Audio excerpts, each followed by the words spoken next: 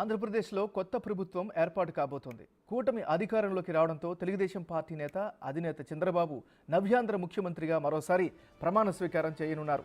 ఈ నెల 12వ తారీఖున ముఖ్యమంత్రిగా చంద్రబాబు ప్రమాణ స్వీకారానికి ముహూర్తం ఫిక్స్ అయింది. వాస్తవానికి 9వ తారీఖునే ప్రమాణ స్వీకారం చేయాలి అనుకున్నప్పటికీ అదే రోజు ప్రధాని మోడీ ప్రమాణ స్వీకార కార్యక్రమం ఉండడంతో చంద్రబాబు తన నిర్ణయాన్ని మార్చుకున్నట్లు తెలుస్తోంది. ముఖ్యమంత్రిగా చంద్రబాబు ప్రమాణ స్వీకారం చేసిన వెంటనే మెగా డిఎస్సిపై తొలి సంతకం చేస్తారు. వృద్ధులు, వికలాంగులకు 4,000 రూపాయల పెన్షన్ ఇస్తారు.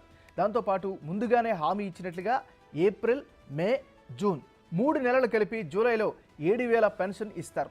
ప్రభుత్వ బాధ్యతలు తీసుకున్న తర్వాత నెల రోజుల్లోపే 25 హామీలు అమలు చేయాలని నిర్ణయం తీసుకున్నట్టు తెలుస్తోంది.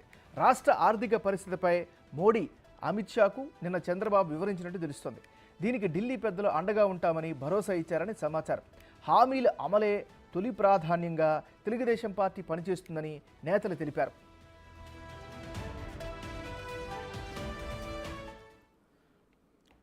మనం బ్రేకింగ్ న్యూస్ చూస్తున్నాం. ఆంధ్రప్రదేశ్లో కొత్త ప్రభుత్వం ఏర్పాటు కాబోతోంది. కూటమి అధికారంలోకి రావడంతో తెలుగుదేశం పార్టీ అధినేత చంద్రబాబు నవ్యాంధ్ర ముఖ్యమంత్రిగా మరోసారి ప్రమాణ స్వీకారం చేయనున్నారు.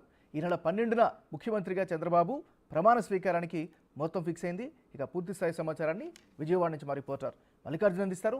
మల్లికార్జున్, మార్నింగ్ చెప్పండి, మీ దగ్గర ఉన్న అప్డేట్స్ ఏంటి? నాగరాజ్, ఏదైతే ఉందో ఎన్డీఏ ప్రభుత్వం అంటే అధిక మెజార్టీతో కూడా గెలిపొందడం జరిగింది. తర్వాత ప్రమాణ స్వీకారానికి సంబంధించిన ఏర్పాట్లు కూడా చకచకా జరిగిపోతున్న పరిస్థితి కూడా కనిపిస్తూ ఉంది.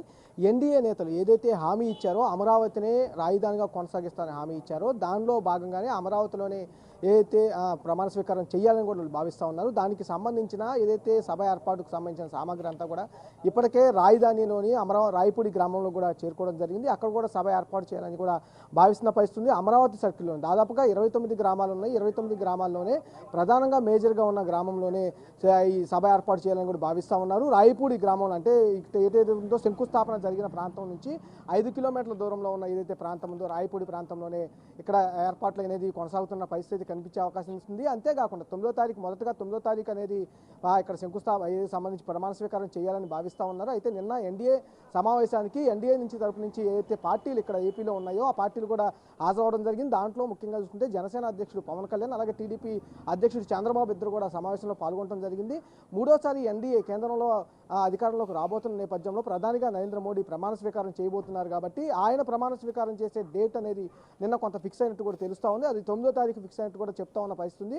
9వ తారీఖు ప్రమాణ స్వీకారం చేయాల్సిన చంద్రబాబు కూడా రేపు 12వ తారీఖు కూడా మార్చుకున్నట్టు కూడా తెలుస్తూ ఉంది. ఎందుకంటే 7వ తారీఖు ఎన్డీఏకి సంబంధించిన పక్షాలన్నీ కూడా అక్కడున్న రాష్ట్రపతిని కలవబోతా ఉన్నాయి. ప్రభుత్వ ఏర్పాటుకి వాళ్ళు రాష్ట్రపతి ఆహ్వానించిన నేపథ్యంలో ఆడికి వెళ్ళి రాష్ట్రపతిని కలిసి ఆడ ప్రభుత్వ ఏర్పాటుకు సమావేశం చేయబోతా ఉన్నారు. దాని నేపథ్యంలో మోడీ ప్రమాణ స్వీకారం చేయబోతా ఉన్నారు. 7వ తారీఖు మరోసారి ఎన్డీఏ పార్టీ వామపక్షాలన్నీ కూడా సంబంధించిన ఎన్డీఏ పక్షాలన్నీ కూడా అక్కడ సమావేశం నిర్వహిస్తూ ఉన్నారు. దాంట్లో కూడా చంద్రబాబు, పవన్ కళ్యాణ్ 7వ తారీఖు పాల్గొనబోతా ఉన్నారు. ఈ నేపథ్యంలోనే అక్కడ 9వ తారీఖు ప్రమాణ స్వీకారం జరుగుతుంది కాబట్టి అందుకనే డేట్ కొంత మార్చుకున్నట్టు కూడా తెలుస్తూ ఉంది. 12వ తారీఖు ఏపీలో కూడా సీఎంగా చంద్రబాబు ప్రమాణ స్వీకారం చేసే అవకాశం కనిపిస్తూ ఉంది. ఎందుకంటే ఎన్డీఏకి సంబంధించి ఏదైతే ఉందో ఈ హామీలు ఏదైతే ప్రధానంగా అమలు చేస్తామని హామీ ఇచ్చారో ఆ హామీల్లో భాగంగా మొదటి సంతకం మెగా డిఎస్సీ అంటే నిరుద్యోగులకు సంబంధించి ఏదైతే హామీ ఇచ్చారో దాన్ని అమలు చేయాలని కూడా వాళ్ళు ప్రయత్నాలు చేస్తున్న పరిస్థితి కూడా కనిపిస్తుంది. అంతేకాకుండా ఏదైతే పెన్షన్కి సంబంధించి కూడా ఇస్తామని హామీ ఇచ్చారో ఏప్రిల్ నెల కానీ, మే నెల కానీ, జూన్ నెల కానీ 3 నెలలకు సంబంధించి కూడా 1,000 రూపాయలు పెంచి, అంటే ఇప్పుడు ఈ ప్రభుత్వం 3,000 ఇస్తున్న నేపథ్యంలో కూడా 1,000 రూపాయలు పెంచి 4,000 ఇస్తామని కూడా హామీ ఇచ్చారు. ఆ హామీని కూడా జూలై నెలలో 7,000 లబ్ధిదారులకి ఇవ్వబోతా ఉన్నారు. అన్ని హామీలు కూడా నెరవేర్చబోతా ఉన్నారు. Nagaraj. Right, thank you Mallikarjun.